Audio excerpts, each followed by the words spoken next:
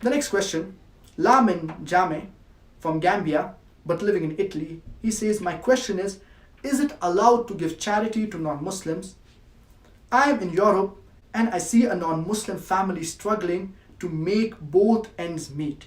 Will I be rewarded if I help them? So the brother's basic question is that is it permitted to give charity to non-Muslims? Allah subhanahu wa ta'ala says in Surah Mumtahina, chapter number 60, verse number 8, that Allah subhanahu wa ta'ala does not prohibit you from dealing with kindness and justice with those people who have not fought you nor have driven you out of your lands. Now the Mufassirin, the commentators, they say that one type of dealing with kindness and justice with the non-Muslims is by giving them charity.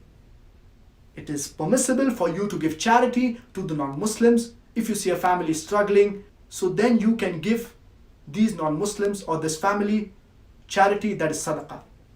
And our beloved Prophet Muhammad, peace be upon him, said that he is not a Muslim who sleeps with his full stomach while his neighbor is hungry.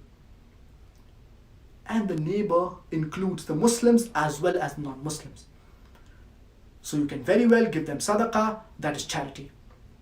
In fact, one category of zakah, as Allah subhanahu wa ta'ala mentions the categories of zakah in Surah Tawbah, chapter number 9, verse number 60, one category is mu'allafat qulubuhum, those whose hearts are inclined towards Islam.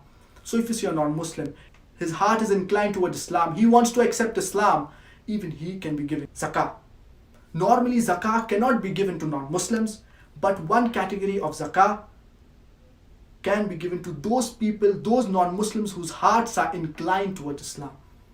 So sadaqah, charity, normal charity can be given to any non-Muslim, whereas zakah can only be given to Muslims. One category of zakah can be given to those people whose hearts are inclined towards Islam.